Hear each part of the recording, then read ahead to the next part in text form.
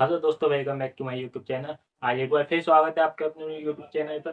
कि आज की वीडियो में क्या आपको पता है कि भारत के उत्तर प्रदेश के अयोध्या शहर में जो श्री राम जी का जो अयोध्या का जो मंदिर बना हुआ है वो कितने मजदूरों ने बनवाया है और उसको बनाने के लिए कितना खर्चा हुआ और किस ने आके उसकी वास्तुशिल्प कलाकारी की है। तो आज की वीडियो में हम ये सब जानते हैं, लेकिन उससे पहले आप हमारे चैनल को लाइक शेयर सब्सक्राइब जरूर करें और हमारी आने वाली वीडियो जो आपको सबसे पहले मिल सके उसके लिए हमारे बेल आइकन बटन को दबाना ना भूलें। कि भारत के अयोध्या शहर में बनने वाला विश्व का सबसे बड़ा सनातनी मंदिर होगा ये अयोध्या का राम मंदिर। कि इससे पहले की वीडियो में हमने आपको ये बताया था कि आखिर अयोध्या में ही राम मंदिर क्यों बना है, लेकिन आज की वीडियो में हम आपको ये बताएंगे कि अयोध्या में जिस राम मंदिर की स्थापना हुई है आगे उसकी वास्तुशिल्प कलाकारी कितने की है और वो कितने एकड़ में फैला हुआ है और उसका बजट बनाने के लिए कितना लगा, कितने मजदूरों ने आगे उसको बनाने के लिए मेहनत की है। आज की वीडियो में हम ये बात जानते हैं, लेकिन वीडियो को पूरा जरूर देखें। कि राम मंदिर को बनाने वाला जो बजट था वो था आपका 1500 करोड़। जी हाँ, जी हाँ दोस्तों, वो बजट था आपका 1500 करोड़। और 71 एकड़ में फैला हुआ ये मंदिर अपने आप में विश्व विख्यात है। क्योंकि इस मंदिर का प्रचार और प्रसार इस तरीके से किया गया है कि ये पूरी दुनिया इस मंदिर के आगे सही झुकाती है। 71 एकड़ में फैला ये सनातनी मंदिर ये इस बात का संकेत है कि श्री राम की अयोध्या नगरी अपने आप में कितनी पावन है और ये भारत भूमि अपने आप में कितनी विख्यात होगी। कि इसकी वास्तुकला और चित्रकारी इस तरीके से की गई है जिससे ये अपने आप में भगवान श्री राम के चमत्कारों को और आकर्षित रूप से सबों के सामने प्रदर्शित करें। अगर आपने इस मंदिर की स्मृति नहीं देखी है तो सबसे पहले हमारे इससे पहले वाली वीडियो पे जाके आप इसकी स्मृति देख सकते हैं और हमारे पीछे आने वाली स्क्रीनों पर भी ये मंदिरों की स्मृति आपको दिखाई जा सकती है।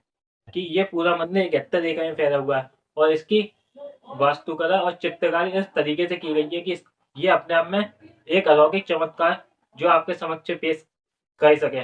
मंदिर की चौड़ाई 250 फीट और ऊंचाई 161 फीट है। कि इसका जो मेन मंदिर है यानी इसका जो मुख्य मंदिर है वो आपका 2 एकड़ में फैला हुआ है। कि 71 एकड़ में इस पूरे मंदिर का साम्राज्य फैला हुआ है, लेकिन इसके 2 एकड़ में केवल और केवल भगवान श्री राम का जो मेन मंदिर है उसकी स्थापना हो रखी है। कि भगवान श्री राम के इस पूरे मंदिर में 390 खंबे और 46 मंडप सजाए गए हैं जो अपने आप में आकर्षक लगते हैं। क्योंकि इतना ना तो किसी खंबे या मंडप ना तो किसी और सनातनी मंदिर में लगाए गए हैं, बल्कि ये सब खंबे और मंदिर ये इस मंदिर स्मारक में लगाए गए हैं जो इसकी भव्यता का प्रदर्शन करने के लिए पर्याप्त है।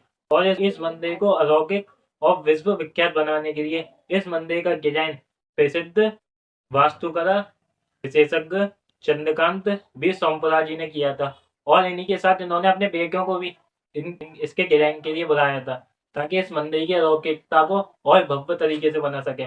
जी हाँ, ये वही चंद्रकांत जी हैं जिन्होंने और अनेक धार्मिक स्थलों का निर्माण भी अपने डिजाइन के अनुसार करवाया था। जी हाँ, कि इन्होंने अपने दो बेटे आशीष सोमपुरा और निकेश सोमपुरा इन्होंने भी इस मंदिर के डिजाइन के लिए इन लोगों को भी बुलाया था ताकि इस मंदिर की अलौकिकता को वो और विश्व विख्यात कर पाए। कि इस मंदिर में लगी भगवान श्री राम जी की प्रतिमा को 250 करोड़ रुपए तक की एक अनुमानित राशि के में लगाया गया। क्योंकि मंदिर में लगी मूर्ति की कोई कीमत नहीं है, लेकिन उस मूर्ति पे लगे हुए उस आभूषणों की बहुत कीमत है। तो उस आभूषणों को और उस मूर्ति की प्रसिद्धि को मिला के एक अनुमानित राशि लगाई गई है, वो है आपकी 250 करोड़। जी हाँ, तो इस मंदिर में लगने वाली मूर्ति की कीमत होगी आपकी 250 करोड़ यानी 24 बिलियन। और इस मंदिर को अलौकिक बनाने के लिए और इस मूर्ति की अपार शक्ति को विश्व को दिखाने के लिए इस मूर्ति की चमत्कार को और विश्व विख्यात करने के लिए एक 41 वर्षीय परिवार जिनका 5 पीढ़ियों से मूर्ति बनाने का ही कारोबार है ताकि अपने अनुभव के आधार पर भगवान श्री राम की मूर्ति को और विश्व विख्यात कर सके और अलौकिक बना सके। अगर आपको इस मंदिर के बारे में नहीं पता है तब तो ये लड़ाई हुई थी 1526 से शुरू, जब मुगल शासक भारत आए थे, जब उसमें से एक शासक था बाबर। जी हाँ, ये बाबर वही शासक था जिसने इस राम की अयोध्या नगरी में बाबरी मस्जिद का निर्माण करवाया था।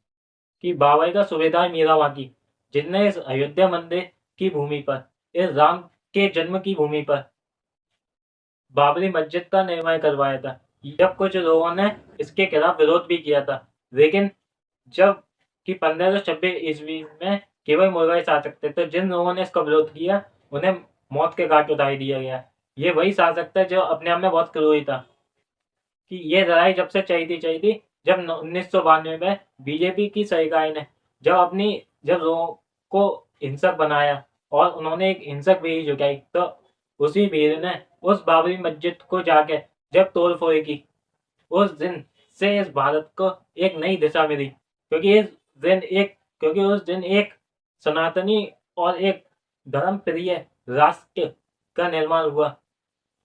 क्योंकि उस दिन एक सनातनीय भारत का निर्माण हुआ और ये वही भारत था जो आने वाले समय में सनातन हिंदू धर्म का बहुत बड़ा साक्षी बनने जा रहा था। कि 1992 में मस्जिद का ध्वस्त होना एक नए भारत का संकेत था, लेकिन जब ये मस्जिद खत्म हुई तब कुछ मुस्लिम संप्रदायों में आक्रोश पैदा हुआ और 1998 में उन मुस्लिम पक्षों के कुछ लोगों ने IDF से उस अयोध्या नगरी को उड़ाने की कोशिश की, लेकिन उत्तर प्रदेश की STF यानी एक विशेष सुरक्षा दस्ता, इन्होंने उस IDF के बहुत बड़े माल को जब्त कर दिया और वो धमाका होने से रोक दिया। अगर शायद वो धमाका हो जाता तो इस अयोध्या नगरी का कभी निर्माण नहीं हो पाता। कि अब सबसे बड़ा सवाल ये उठता है कि आगे 22 जनवरी को प्राण प्रतिष्ठा क्यों की गई, क्योंकि भगवान श्री राम का जन्म अभिजीत मुहूर्त में हुआ था। तो 22 जनवरी दिन सोमवार अभिजीत मुहूर्त का विशेष खास दिन था, इसलिए 22 जनवरी को ही भगवान श्री राम की स्थापना की गई। कि इस मंदिर को बनवाने के लिए मंदिर कमेटी ने 900 करोड़ रुपए दान की अपेक्षा की थी। जब दानदाताओं ने दान देने की बारिश की तो वो 900 करोड़ की जगह कब 3200 करोड़ हो गए पता ही नहीं चला। कि उन 3200 करोड़ की जब मंदिर कमेटी ने एक FD बनवाई तो उस FD का ब्याज ही इतना आता था कि उन्होंने उस ब्याज से ही मंदिर के पहले मंजिल का निर्माण करवाया।